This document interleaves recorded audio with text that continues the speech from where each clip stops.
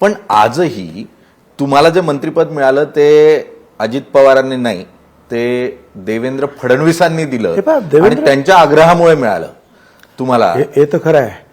मला जे बावनकुळे पण म्हणाले आणि ते पण मला प्रफुल्ल पटेल पण म्हणाले की मी आणि तटकरे त्यांना सांगत होतो त्यावेळेला, डिसेंबरमध्ये झालं नाही. आणि बावनकुळे म्हणाले की शेवटपर्यंत मुख्यमंत्री सांगत होते घ्या, पण झालं नाही. परंतु त्यांचं जे आहे आग्रह निश्चितपणे होता. काय दिल्लीतमध्ये सुद्धा ज्या मोदी साहेब किंवा अमित शाह साहेब यांची सहानुभूती माझ्याकडे होती. पण एक लक्षात घ्या, आग्रह होता पण ते मला मंत्री करू शकले नाहीत.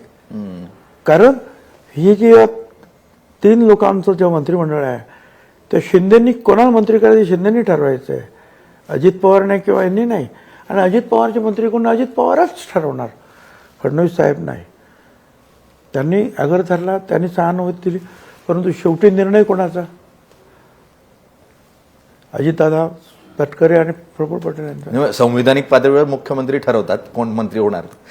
नाही, ती जो एक पार्टी असेल त्यावेळेला ज्या 2 पार्ट्या असतील, 3 पार्ट्या असतील, तेव्हा त्या पक्षाचे प्रमुख वेगवेगळ्या पक्षाचे ठरवतात. आमचे जागा किती, 5, हे आमचे 5 लोक. देश विदेशातील प्रत्येक घडामोडींचे लाईव्ह अपडेट मिळवण्यासाठी आता साम टीव्हीच्या सर्व सोशल मीडिया प्लॅटफॉर्मला लाईक, फॉलो आणि सबस्क्राईब करा. तसंच सर्व नोटिफिकेशनसाठी बेल आयकॉन प्रेस करायला विसरू नका.